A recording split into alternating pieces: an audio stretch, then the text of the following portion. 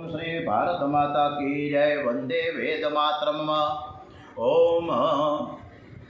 आज 15મી मार्च पाप मोचीनी एकादशी है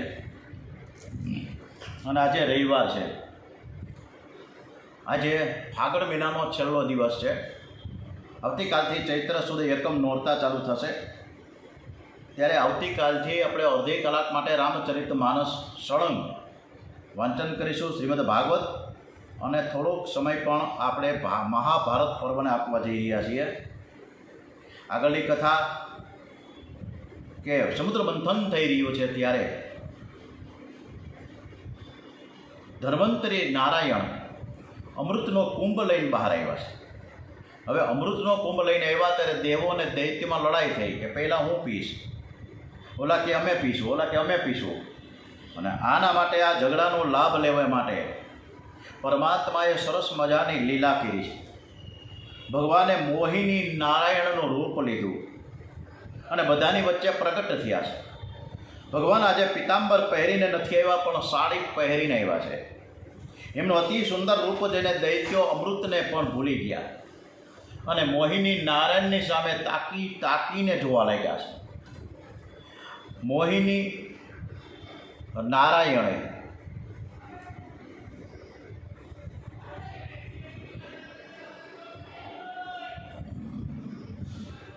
ચાલુ રાખજો।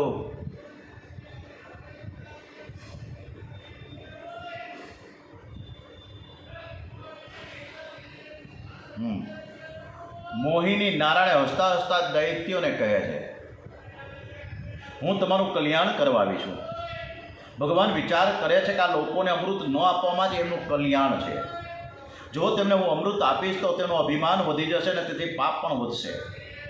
એટલે મોહિની નારાયણે ઘોડો હાથમાં લીધો છે અને પૂછ્યું કે આ કુંભમાં શું છે? દૈત્યએ પૂછ્યું કે આમાં અમૃત ભર્યું છે અને અમૃત માટે અમારા મંડળમાં ઝઘડો ચાલી રહ્યો છે, પહેલાં અમે પીશું। ચાલુ રાખજો, હાલો બરાબર છે? હવે સંભળાય છે ને? ઓકે। મોહિની નારાયણે ઘોડો હાથમાં લીધો અને દરેકને પૂછ્યું કે આ કુંભમાં શું છે? દૈત્યએ કહ્યું કે આમાં તો અમૃત ભર્યું છે અને અમૃત માટે અમારા બધામાં ઝઘડા અંદરો અંદર ચાલી રહ્યા છે કે અમે પીશું પહેલાં। દાનવો કહે છે કે અમે પીશું। તો તમે જો પીરસશો ને તો અમારામાં ઝઘડો નહીં થાય, અમે શાંતિથી બેસી જાવશું, તમે કયો એમ કરીશું। એટલે મોહિની નારાયણે કહ્યું છે કે તમારા વચ્ચે હું અમૃત વહેંચીશ પણ તમે સારું ને નરસું કરો કે મને વધારે મળ્યું તમને ઓછું મળ્યું। એટલે જો આવું કંઈક કરશો ને તો હું અમૃત વહેંચવા તૈયાર નથી ભાઈ। પણ બધાએ મોહિની નારાયણની વાત મંજૂર રાખી છે। મોહિની નારાયણે એક બાજુ દેવોની અને બીજી બાજુ દૈત્યોની પંગત કરી। બધા તેમની જગ્યાએ વ્યવસ્થિત બેસી ગયા છે। મોહિની સૌ પ્રથમ દૈત્યોના મંડળમાં ગયા અને કહેવા લાગ્યા છે કે આ ઘોડો તમે મને આપ્યો છે એટલે તમારું કલ્યાણ કરવું એ મારી નૈતિક ફરજ છે। પ્રભુ વિચાર કરે કે દૈત્યોને અમૃત મળશે તો તેઓ બહુ તોફાન કરશે, તેથી તેને અમૃત ના મળે તે જ યોગ્ય છે। અને તેથી મોહિની નારાયણ દૈત્યોને કહેવા લાગ્યા કે ઉપર જે પાણી જેવું પાતળું છે ને એ હું પહેલાં તો દેવોને આપી દઉં, પીવડાવી દઉં, પછી નીચે ઘાટું રગડા જેવું હોય છે ને એ અમૃત તમને હું આપીશ। હવે આ દૈત્યો તો મોહાંત થયેલા હતા એટલે વાત સ્વીકારી લીધી કે ભાઈ બરાબર જ છે, તમે કરો એ ફાઇનલ। એને ક્યાં ખબર હતી કે અમૃતમાં વળી પાણી હોય ને ઘાટું હોય ને આવું ન હોય। રાક્ષસોનું મન તો મોહિની નારાયણમાં ફસાયેલું છે। પછી મોહિની નારાયણ પહેલાં દેવોને અમૃત પાવા લાગ્યા। કળશ વધારે વાંકો વળતો જઈને દૈત્યો ગભરાયા, એમને કંઈ ગરબડા થતી હોય એવું લાગ્યું। હવે દૈત્યોમાંથી રાહુ નામના દૈત્યના ચેન ન પડ્યો, તેથી તે દેવનું સ્વરૂપ ધારણ કર્યું અને સૂર્ય અને ચંદ્રની વચ્ચે દેવ થઈને બેસી ગયો। પંગતમાં વિષમતા કરવી એ પ્રભુને યોગ્ય ન લાગ્યું। જાણે છે કે આ દેવ નથી, દૈત્ય છે, પણ દેવ પંગતમાં બેઠો હતો તેથી રાહુને પણ પંગત અમૃત આપવાનું થયું। પંગતમાં જે વિષમતા કરે છે તેને સંગ્રહણીનો રોગ થાય છે। રાહુ જ્યારે અમૃતનું પાન કરી રહ્યો છે ત્યારે સૂર્ય અને ચંદ્ર આંખથી ઇશારો કરવા લાગ્યા, પ્રભુએ તરત જ સુદર્શન ચક્રથી રાહુનું માથું ઉડાડી દીધું અને એનું માથું અમૃતના સ્પર્શ માત્રથી અમર થઈ ગયું. બ્રહ્માજીએ તેનો એક ગ્રહ કર્યો જે પર્વ સમયે વેરવૃત્તિથી ચંદ્ર તથા સૂર્યની પાછળ દોડે છે. રાહુ એટલે કે વિષય છે. દૈત્યો ભગવાનની વિમુખ હતા એટલે તેઓને અમૃત ન મળ્યું. જે સંસારની મોહિનીમાં ફસાય છે એને ભક્તિરૂપી અમૃત મળતું નથી. મોહિની નારીને બધું જ અમૃત દેવોને પીવડાવી દીધું અને ખાલી ઘડો કુંભ છે ને એ અસુરોની આગળ પસાડ્યો. દૈત્યો બૂમ બરાડા પાડવા લાગ્યા છે. દગો વિષ્ણુ સાડી પહેરીને આવ્યા છે. એમને આવું છળ કપટ કરતાં શરમ નથી આવતી. ત્યારબાદ દેવો અને દૈત્યોનું ભયંકર યુદ્ધ થયું. એમાં દૈત્યોનો પરાજય થયો છે. દૈત્યો એટલે જે મોહિનીની પાછળ પાગલ બન્યા છે. તેમનું પરિશ્રમ તપ સંસાર સુખ માટે જ હોય છે. રાવણ અને હિરણ્યકશિપુએ કેટલું બધું તપ કર્યું, પરંતુ તેઓનું તપ ભોગ માટે હતું, ભગવાન માટે ન હતું. આમ જે અમૃત હતું એ દેવોને મળ્યું છે, દૈત્યો હારી ગયા છે. હવે એકવાર નારદજી કૈલાસ ધામમાં આવ્યા. તેમણે ભગવાન શંકરને પૂછ્યું, તમને મોહિની નારાયણના દર્શન થયા છે કે નથી થયા? નારદજીએ શંકર ભગવાનને કહે છે. એમનું મોહિની નારાયણનું સ્વરૂપ એવું સુંદર હતું કે બધા જ દેવ ઋષિઓ તેને જોઈને પાગલ થતા હતા. શંકર ભગવાનને પણ તે મોહિની નારાયણના દર્શન કરવાની ઈચ્છા થઈ. એવો પાર્વતીજીની સાથે વૈકુંઠ ધામમાં આવ્યા. તેમને અચાનક આવવાનું કારણ પૂછ્યું ત્યારે શંકર ભગવાન કહે કે અમે તમારા દર્શન કરવા આવ્યા છીએ. પ્રભુ કહે, હું તમારા હૃદયમાં અને તમે મારા હૃદયમાં છો. અહીં આવવાની શી જરૂર હતી? શંકર ભગવાન કહે, તમે મારા હૃદયમાં તો છો, પણ તે પિતાંબરધારી નારાયણ છો. મારે તો તમારું અસલી મોહિની નારાયણ સ્વરૂપ જોવું છે. મારે એના દર્શન કરવા છે. ત્યારે ભગવાન કહે કે શિવજી, તમે તો કામને માર્યો છે, તમને વળી આવો મોહ ક્યાંથી થયો? શંકર ભગવાન કહે કે મેં તમારા દરેક જન્મ એટલે કે અવતાર જોયા છે, પરંતુ આ મોહિની નારાયણનો અવતાર મેં નથી જોયો. એ જોવાનો બાકી રહી ગયો છે, એટલે હું આવ્યો છું. પ્રભુએ લીલા કરી ત્યાં એક રમણીય બાગ દેખાયો, જેમાં અતિ સુંદર સ્ત્રી હાથમાં દડો લઈને રમે છે. શિવજી તેમને નિહાળે છે. મોહિનીના દર્શન કરતાં કરતાં શંકર ભગવાન એવા તો તન્મય બન્યા કે સાથે પાર્વતીજી આવ્યા છે એ પણ ભૂલી ગયા. દેવી હેસા ગુણમયી મમ માયા દુરત્યયા મામેવ યે પ્રબધ્યંતે માયા મેતમ તરંતી તે. ગીતાજીમાં લખ્યું છે કે મારી આ ગુણમયી માયાને તરવી બહુ મુશ્કેલ છે, પરંતુ જે મારે શરણે આવે છે તે વિના પ્રયાસે આ માયાને તરી જાય છે. શિવજી નારાયણના દર્શનમાં પોતાનું દેહ ભાન ભૂલ્યા છે. આ જીવ ઈશ્વરથી થોડો પણ જુદો થાય તો ત્યાં સુધી એને પૂર્ણ આનંદ મળતો નથી. પૂર્ણ આનંદ અદ્વૈતમાં છે. જીવ ઈશ્વરથી થોડો પણ જુદો હોય તો કાળ એને મારે છે. શિવજીને તો અદ્વૈત પ્રિય છે. શિવજી દોડતા દોડતા જઈને મોહિની નારાયણને આલિંગન આપ્યું છે. ત્યાં તો ચતુર્ભુજ નારાયણ પ્રગટ થયા. આમ હરિને હરનું મિલન થયું. બોલીએ શ્રી લક્ષ્મી નારાયણ ભગવાન કી જય, શ્રી સોમનાથ મહાદેવ કી જય. દક્ષિણ ભારતમાં હરિહર એવા ક્ષેત્ર છે. હુબલીથી હરિહર જવાય છે. ત્યાં ઠાકોરજીનું અર્ધું શરીર નારાયણનું અને અર્ધું શરીર શિવજીનું છે. એટલે કે અર્ધું શ્રીઅંગ ગૌર છે અને અર્ધું શ્રીઅંગ શ્યામ છે. બે હાથમાં શંખ ચક્ર છે, તો બીજા બે હાથમાં ત્રિશૂળ અને માયા છે. અને એક બાજુ પિતાંબર તો બીજી બાજુ વાઘાંબર છે. એક બાજુ સુવર્ણ મુકટ છે તો બીજી બાજુ જટા મુકટ છે. આવી સરસ મજાના ભગવાને શિવજી મહારાજના જે વખાણ કર્યા અદ્ભુત છે. અને આપણે પણ સાંભળીએ, ભલે કદાચ કોપીરાઇટ થાય.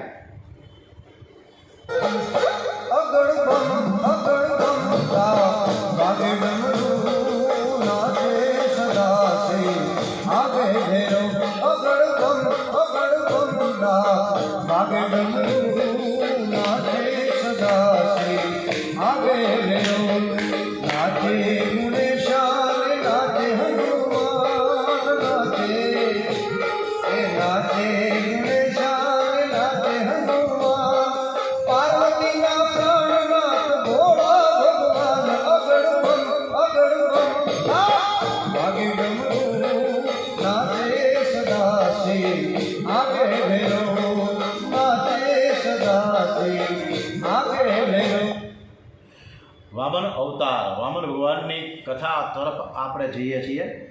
7મા મન્વંતરમાં કશ્યપ ઋષિ અને અદિતિને ઘેર વામનજીએ અવતાર લીધો છે.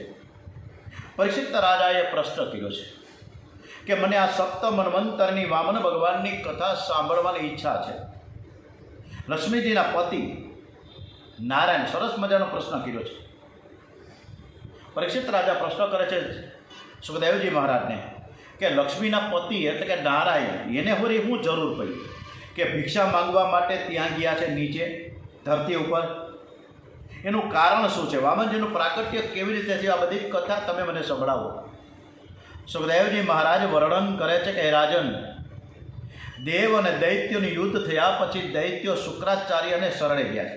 દૈત્યોના ગુરુ છે એ શુક્રાચાર્ય છે. એમણે શુક્રાચાર્યની ખૂબ જ સેવા કરી, તેથી તેનું બળ વધવા લાગ્યું છે.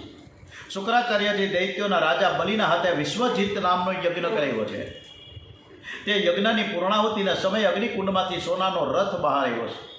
શુક્રાચાર્યજીએ બલિરાજાને તે રથમાં બેસાડી પોતાનું બ્રહ્મ તેજ આપ્યું.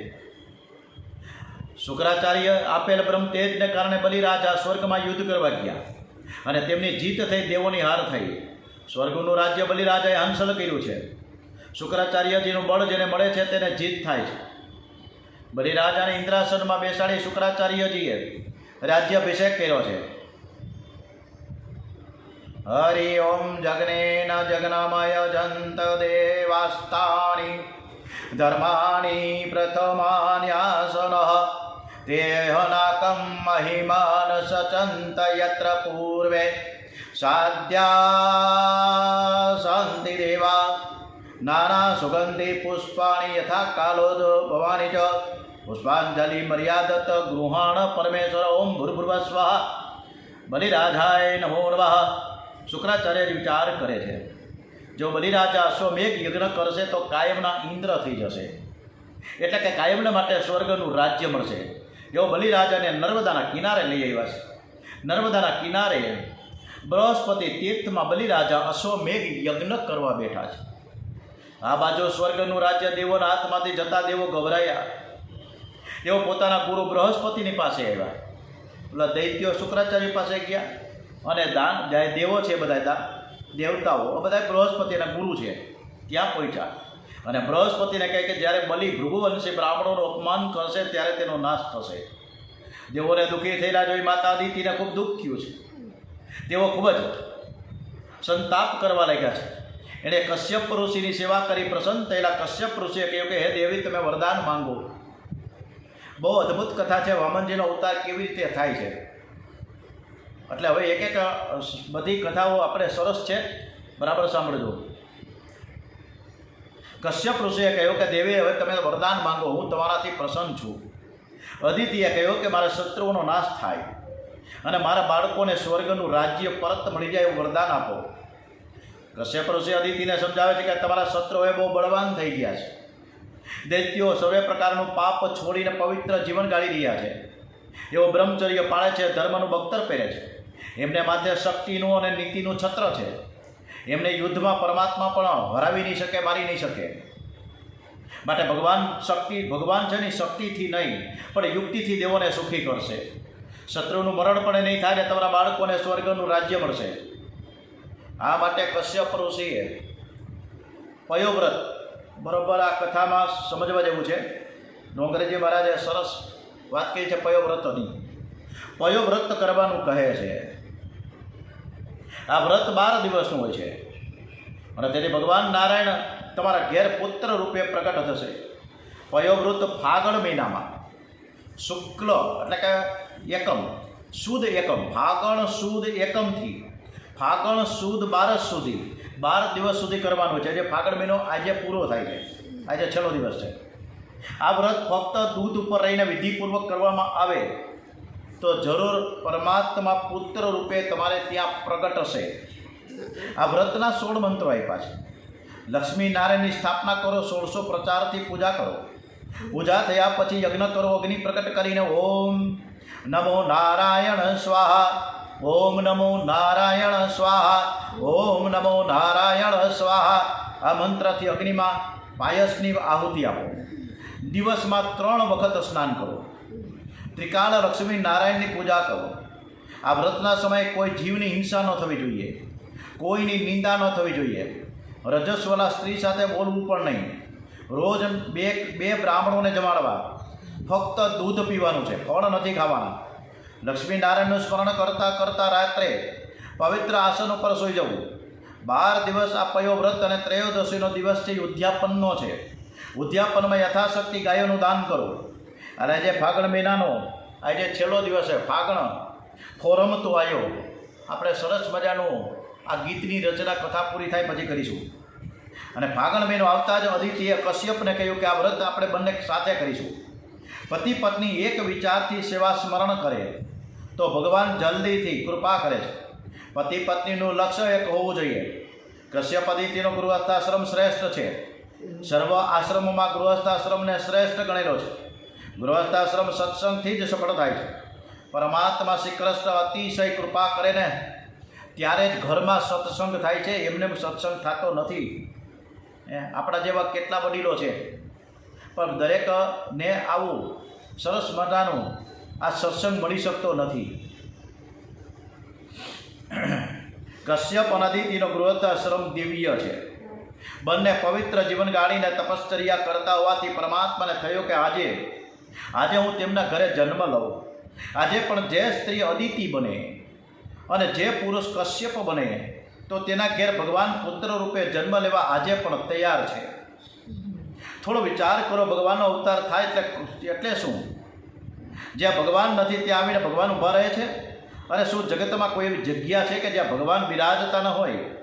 ભગવાન તો સર્વવ્યાપક છે, તે સર્વમાં મળેલા છે, પરંતુ તે માયાના આવરણમાં ઢંકાયેલા છે.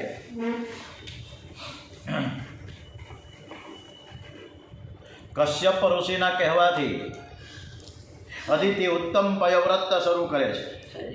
આ વ્રત શા માટે કરવાનું? વ્રતનું લક્ષ્ય એ છે કે જગત ભૂલાય અને પરમાત્માના દર્શનમાં, પરમાત્માના સ્મરણમાં તન્મયતા થાય. કેટલાકને મન વ્રત કરવું એટલે દાળ ભાત ખાવાના નહીં, પણ સાબુદાણા અને બટાટાનું આજે સરસ મજાનું આજે હવારે કીધું સાબુદાણા પલાળી દેજો, ખીચડી કરીશું સાબુદાણાની. તમે બધા રહેવાના છો કે નહીં? પાપ મોચીની એકાદશી એટલે સાબુદાણા બટાટા ખાવાના નથી, પણ સાબુદાણા ખાવાથી વ્રત પરિપૂર્ણ થતું નથી. વ્રતનું લક્ષ્ય છે વિષયાકાર વૃત્તિનો વિનાશ. મન શ્રીકૃષ્ણકાર બને તે વ્રત કરવાનું છે.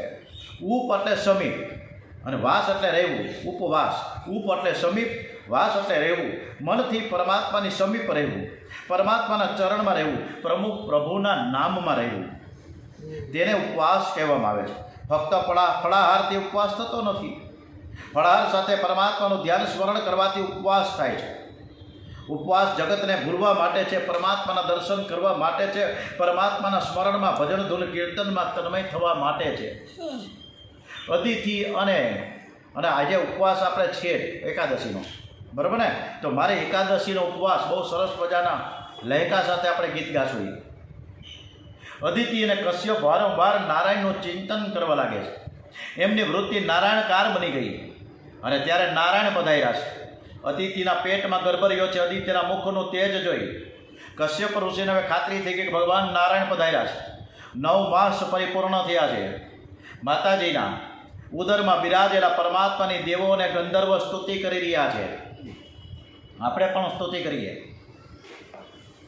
શાંતાકારં ભુજગશયનમ પદ્મનાભં સુરેશમ વિશ્વાધારં ગગનસદશમ મેઘવર્ણં શુભાગં લક્ષ્મીકાન્तं કમલનયनं યોગિમેધ્યાનગમ્યં વંદે વિષ્ણુ ભવભયહરં સર્વલોકૈકનાથં. ઓમ શ્રી વિષ્ણવે નમો નમઃ. ઓમ શ્રી વિષ્ણવે નમો નમઃ. ઓમ શ્રી વિષ્ણવે નમો નમઃ. પરમ પવિત્ર સમય થયો છે.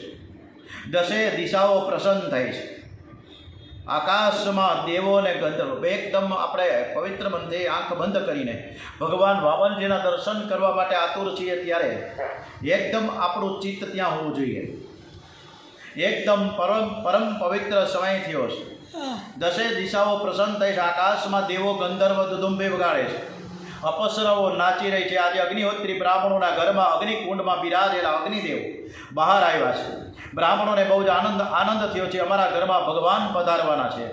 પરમ પવિત્ર ભાદરવા સુદ બારસ મધ્યાહન કાળે માતા અદિતિ સન્મુખ બોલીએ શ્રી વામનજી મહારાજ કી જય.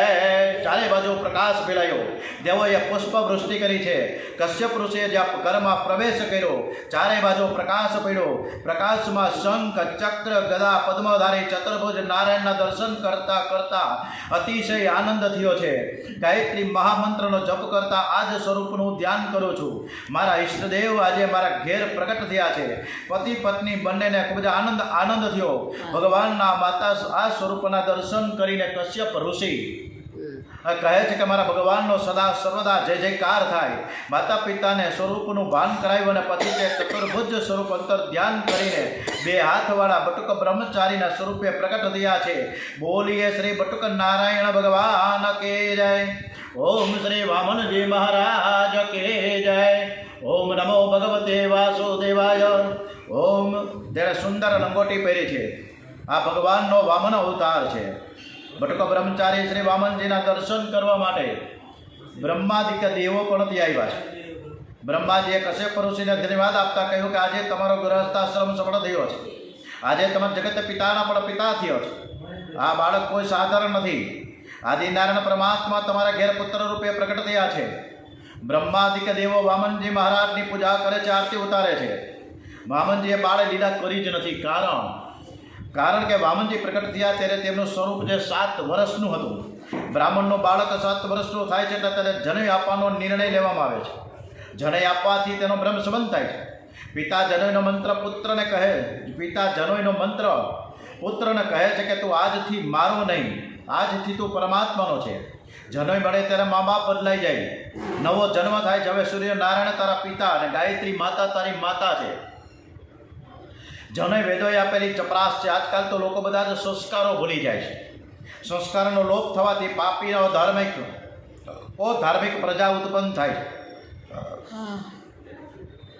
જનોય બાળકને 7મા વર્ષે આપવાની હોય છે અને તે વધારેમાં વધારે 11 વર્ષ સુધી આપી શકાય. જનોયમાં કોઈ ચાવી લગાવે છે તો ત્યાં કોઈ દેવ રહેતા નથી. બધા જ ઉઠીને જાય છે. જનોયમાં ચાવી લગાવે તે પાપ છે. કશ્યપ ઋષિએ વામનજીને જનોય આપવાનો નિશ્ચય કર્યો છે. સાક્ષાત સૂર્યનારાયણે પધારીને વામનજીને એકાંતમાં ગાયત્રી મંત્રનો જનોય પ્રસંગ થયો છે. વામનજીનો કેવો સરસ. કોણ આવ્યું છે? સાક્ષાત સૂર્યનારાયણ ભગવાન પધાર્યા છે. વામનજીને એકાંતમાં ગાયત્રી મંત્રની દીક્ષા આપી. દીક્ષા આપી એટલે દેવ થયા. દીક્ષામાં ઘણી શક્તિ છે. ગાયત્રી મંત્રનો ઉપદેશ કર્યો. મંત્રની કદી જાહેરાત કરવી નહીં. મંત્રને ગુપ્ત રાખવો. મંત્રની બહુ જાહેરાત થાય તો શક્તિનો વિનાશ થાય. મંત્ર એકાંતમાં પવિત્ર અવસ્થામાં જપવાનો હોય છે. વામનજી હવે બ્રહ્મચારી થયા છે. વામનજી મહારાજને જનોય આપવા માટે બ્રહ્માજીએ કમંડળ આપ્યું. ધરતીએ મૃગચર્મનું આસન આપ્યું. અદિતિ માતાએ લંગોટી, સરસ્વતીજીએ જપ કરવા માટે માળા આપી અને કુબેરજીએ ભિક્ષા પાત્ર અને સાક્ષાત માતા પાર્વતીજી એમને ભિક્ષા આપે છે. 6-7 વર્ષનો બાળક લંગોટી પહેરે, સંધ્યા ગાયત્રી કરે અને ભિક્ષા માંગવા જાય ને તો વામનજી જેવા દેખાય. બૃહસ્પતિ વામનજીને ઉપદેશ આપે છે કે બેટા ત્રિકાળ સંધ્યા કરજે. આજથી તું બ્રહ્મચારી થયો છે. આજથી તારે માધુકરી માંગવાની છે અને તારે ઘરે ઘરે જઈને માધુકરી લઈ આવવાની છે. અને આ માધુકરી વામનજી લઈને આવે છે. ભિક્ષા લેવા માટે નીકળે. વામનજી ભગવાન ઉઠીને ભિક્ષા માંગવા નીકળ્યા છે. ગુરુ બૃહસ્પતિનો ઉપદેશ સાંભળ્યો છે કે તારે આ બધાના માટે માધુકરી માંગવા જવાનું, ભિક્ષા માંગવા જવાની છે. નીકળ્યા છે ભિક્ષા લેવા માટે. અને સૌ પ્રથમ જગદંબા પાર્વતીમાએ ભિક્ષા આપી. ઓમ ભગવતી ભિક્ષાન દેહી. વામનજી તે ભિક્ષા લાવીને ગુરુજીને આપ્યું. ત્યારે ગુરુજી કહે કે બેટા અમારો પરિવાર તો તને ખબર છે ને બહુ મોટો છે. કેટલા બધા શિષ્યો અહીંયા છે અને તું ભિક્ષા થોડીક લેવો છે. વામનજી કે ગુરુજી મને કોઈ મોટો યજમાન તો બતાવો તો હું વધારે ભિક્ષા લઈ આવું. હું તો ત્યાં જઈને ઊભો રહી જઈશ. મને કાંઈ વાંધો નથી. ગુરુજી કહે મોટો યજમાન તો આપણે બાજુમાં જ બલિ મહારાજ છે જે નર્મદાના કિનારે છે. તું ત્યાં જા. બલિરાજા નર્મદાના કિનારે અશ્વમેઘ યજ્ઞ કરી રહ્યા છે. તે મને ભિક્ષા આપશે. તે તને સરસ મજાની મોટી ભિક્ષા આપશે. વામનજી મહારાજ નર્મદાના કિનારે જવા માટે ત્યાંથી પ્રયાણ કર્યું છે. પગમાં પાવડી છે. જોડો વામનજીનો સરસ મજાનું અદ્ભુત સ્વરૂપ શરૂ થાય છે. વામનજી મહારાજ નર્મદાના કિનારે જવા માટે નીકળ્યા છે. પગમાં પાવડી છે, એક હાથમાં કમંડળ અને બીજા હાથમાં છત્ર અને દંડ છે. એણે ફક્ત લંગોટી જ પહેરી છે. કમર ઉપર મૂંજની મેખલા અને ગળામાં યજ્ઞોપવિત, બગલમાં મૃગચર્મ અને શિર ઉપર જટા ધારણ કરી છે. મુખ પર બ્રહ્મ તેજ ઝળકી રહ્યું છે. તેજસ્વી સ્વરૂપવાળા વામનજીના રસ્તામાં સર્વ નમસ્કાર કરે છે. બિલકુલ પરિચય ન હોય અને માથું આપોઆપ નમી જાય તો માનવું કે આ ઈશ્વરનો અંશ છે. વામનજીએ યજ્ઞ મંડપમાં પ્રવેશ કર્યો અને જ્યાં વામનજી પધાર્યા બધા જ ઋષિઓ ઉઠીને ઊભા થયા. એવો તેમના તેજસ્વી રૂપને નિહાળવા લાગ્યા. શુક્રાચાર્યજીને બીજા મહાન તપસ્વી ઋષિઓ પણ ઊભા થઈ એને માન આપી રહ્યા છે. તો વિચાર કરે કે આ તો કોઈ મહાન મહાન મહાન બ્રાહ્મણ લાગે છે. આ વામનજી બ્રાહ્મણનું ઋષિમુનિઓ ઊભા થઈને સ્વાગત કરે છે. શ્રી વામનજી મહારાજ કી જય, વામનજી મહારાજ કી જય, વામનજી મહારાજ કી જય. વામનજીનો જય જયકાર થયો છે. બલિરાજાને કાને અવાજ ગયો. દોડતા દોડતા એવા વામનજીને દર્શન કરતા કરતા બહુ જ આનંદ થઈ ગયો. 7 વર્ષની બાલમૂર્તિ શ્રી અંગ મેઘના જેવો શ્યામ છે. મુખ પર બ્રહ્મ તેજ દેખાય છે. બલિરાજા વિચાર કરે કે મેં મારા જીવનમાં ઘણા જ બ્રાહ્મણોની સેવા કરી પણ આવો તેજસ્વી બ્રાહ્મણ હજી સુધી મેં જોયો નથી. આ કોઈ સાધારણ સંત નથી. સ્વાગતમ સ્વાગતમ સ્વાગતમ, પધારો પધારો, સ્વાગતમ તે નમસ્તભ્યમ. બ્રહ્મ કિમ કરવામમ તે બ્રહ્મશ્રીનામ તપઃ સાક્ષાત મેં તાવત વપુર ધર્મમાં. બલિરાજા એ ઊભા થઈને વામનજી મહારાજનું સ્વાગત કર્યું છે અને પછી તો બેસવા માટે સુંદર મજાનું આસન આપ્યું. બલિરાજાએ રાણી વિંધ્યાવલીને આજ્ઞા કરી, બ્રહ્મચારી મહારાજની મારે પૂજા કરવી છે, તમે જલ્દીથી તૈયારી કરો. બલિરાજાની આજ્ઞા થતાં જ રાણી વિંધ્યાવલીએ ચંદન, શ્રીફળ, ફૂલની માળા, પંચામૃત સર્વની પૂજાની તૈયારી કરી. સોનાની જારીમાં પવિત્ર નર્મદાનું જળ લઈ આવ્યા છે. રાણીની સાથે બીજી અનેક દાસીઓ તથા પુત્રી રત્નમાલા પણ તે બ્રહ્મચારીને જોવા માટે આવ્યા છે. સ્ત્રીઓને વામનજીના દર્શન કરતા આનંદ થયો છે. જ્યારે બલિરાજાની પુત્રી રત્નમાલાના મનમાં એવો ભાવ જાગ્યો કે આ છોકરો કેટલો સુંદર છે, એનું આવું સ્વરૂપ આટલું નાનકડું હોવા છતાં પણ કેટલો બધો સુંદર દેખાવડો લાગે. આ છોકરાને જે માં ધવડાવતી હશે એને કેવું સુખ મળતું હશે. રત્નમાલાને પહેલાં વાત્સલ્ય ભાવ જાગવાથી એમને પણ તે છોકરાને ધવડાવવાની ઈચ્છા થઈ. પરંતુ જ્યારે તેમણે વામનજીનું પરાક્રમ જોયું અને એને મારવાનો ઈરાદો થયો, આમ રત્નમાલામાં 2 ભાવ જાગ્યા. એક પ્રેમ ભાવ અને બીજો વેર ભાવ. અને તેથી રત્નમાલા બીજા જન્મમાં પૂતના રાક્ષસી બની. બાળકના રૂપમાં તેને આસક્તિ રહેવાથી તે પૂતના બની છે. આજે બલિરાજાને ખૂબ જ આનંદ થયો છે. આજે આપના ચરણનું તીર્થ અમને મળ્યું છે, તેથી અમારા બધા જ પાપો બળી ગયા. હું પવિત્ર થયો છું. મને તેવી ઈચ્છા થાય કે મારું સર્વસ્વ હું તમને અર્પણ કરી દઉં. બલિરાજા વામનજીને કહે છે. વામનજી મનમાં વિચાર કરે કે બલિરાજા તું જે કહેશ ને હું તારું બધું તો લેવા માટે તો વામન થઈને તો આવ્યો છું ભાઈ સાહેબ. બલિરાજાએ કહ્યું કે મહારાજ તમારે જે કંઈ ઈચ્છા હોય તે કહો. ગાયોનું આપું, સુવર્ણનું દાન આપું, ભૂમિનું આપું, લક્ષ્મીનું આપું, શું આપું? તમે કોઈ આપવા માટે હું દાન દેવા માટે તૈયાર છું. આપને લગ્ન કરવાની ઈચ્છા હોય તો મારી કન્યા પણ હું તમને આપવા માટે તૈયાર છું. આવો જવાય મને ક્યાં મળવાનું હતું? આપ જરાય સંકોચ રાખતા નહીં. જે માંગો તે હું આપીશ. કોઈના ઘેર આપણે માંગવા જઈએ તો માંગતા પહેલાં એને વખાણ કરવા જોઈએ અને પછી માંગો. તેના મા બાપના વખાણ કરો. ખાંડ કરતાં પણ વખાણમાં મીઠાશ વધારે હોય છે. વખાણ કરવાથી યાચકનું કામ છે ને સરળ રીતે પતી જાય. આજકાલ તો ઘરવાળીના વખાણ પણ કરવા પડે. આજે પાપ મોચીની એકાદશી છે એટલે સવારે જ મેં કહી દીધું કે સરસ મજાના માંડવીના દાણા તળજો, સાબુદાણાની ખીચડી બનાવજો, સરસ મજાનો રાજગરાનો શીરો બનાવજો. તારા જેવું તો કોઈ કરી જ ન શકે. અને પછી તો ફૂલાઈને ફાંકો થઈ જાય ઘરવાળી. થાય ને હા કે ના? અને ઘરવાળીને વખાણ કરવા જોઈએ ભાઈ. વામનજી મહારાજને પણ થયું કે હું અહીં લેવા આવ્યો છું, તેથી બલિરાજાના તથા તેમના પૂર્વજોના થોડા વખાણ કરું. વામનજીએ બલિરાજાના વડવાઓના ખૂબ જ વખાણ કરવા લાગ્યા છે બલિરાજાની પાસે. હે રાજન, ધન્ય છે તમને કે તમારો જન્મ પ્રહલાદજીના વંશમાં થયો છે. તમારા દાદા તો પ્રહલાદજી તો મહાન ભગવત ભક્ત હતા. એમના જેવા ભક્ત તો આજ સુધી કોઈ થયા નથી ને થવાના પણ નથી. પ્રહલાદજીનો પ્રભુ પ્રત્યે એવો દ્રઢ પ્રેમ હતો કે ભગવાનને થાંભલામાંથી પ્રગટ થવું પડ્યું. તમારા પિતા વિરોચન મહારાજ પણ અતિ ઉદાર હતા. મેં તો સાંભળ્યું છે કે વિરોચન રાજાએ એક બ્રાહ્મણને પોતાના આયુષ્યનું દાન કરી દીધું તમારા પરદાદા હિરણ્યકશિપુ તો મહાન વીર હતા. એમણે બ્રહ્માદિક દેવોનો પણ પરાભવ કરેલો. મને તેવું લાગે છે કે પરદાદા હિરણ્યકશિપુની શક્તિ, દાદા પ્રહલાદની ભક્તિ અને પિતા વિરોચનની ઉદારતા, આ બધા જ સદગુણો તમારામાં ઉતરી આવ્યા છે. તમે તો અતિ ઉદાર છો, મહાન ભગવત ભક્ત છો. બલિરાજાને આશ્ચર્ય થયું કે આવડો નાનકડું અમથું 7-8 મહિનાનું બાળક અને આવડી મોટી વાતો કરે. મારા માતા પિતા, મારા દાદા, એના પાછળ મારા પરદાદા, આ બધાની એને ક્યાંથી માહિતી આવી ગઈ? બલિરાજા કહે, વામનજી તમે મારા દાદાને પરદાદાને જોયા છે? ત્યારે વામનજી કહે, ના ના, હું તો નાનકડો હતો ત્યારે આ બધું મેં સાંભળ્યું છે. મેં તમારા દાદાને પરદાદાને ક્યાંથી જોયા હોય? આ તો મારા વડીલો પાસેથી બધી આ વાર્તા સાંભળી છે, એટલે હું એના ઉપરથી તમને કહું છું. બલિરાજા વામનજી કહે, તો માંગો માંગો, આપ જે માંગશો એ આપવા હું તૈયાર છું. ત્યારે વામનજી મહારાજ બોલ્યા કે મારે શું માંગવું તમારી પાસે? મારે તો ખાલી એટલું છે, હું તો નાનકડો છું બ્રાહ્મણ, હું સંતોષી બ્રાહ્મણ છું. હું તમારી પાસે થોડું કાંઈ વધારે માંગવા થોડો આવ્યો છું. હું તો મારા નાનકડા પગ છે ને એ માપીને 3 પગલાં પૃથ્વીનું દાન લેવા માટે આવ્યો છું. તમે આપશો? હવે આપશે કે કેમ અને શું થાય એ કથા આપણે આવતીકાલે કરીશું. ઓમ શ્રી કૃષ્ણ કનૈયાલાલ કી જય. ઓમ નમો ભગવતે વાસુદેવાય. ઓમ શ્રી ભાગવત ભગવાનજી મહારાજ કી જય. ઓમ શ્રી ગણપતિ મહારાજ કી જય. હનુમાનજી મહારાજ કી જય. શ્રી કૃષ્ણ કનૈયાલાલ કી જય. ઓમ શ્રી ડોંગરેજી મહારાજ કી જય. ઓમ નમો ભગવતે વાસુદેવાય. ઓમ નમઃ પાર્વતી પતે. હર હર મહાદેવ હર.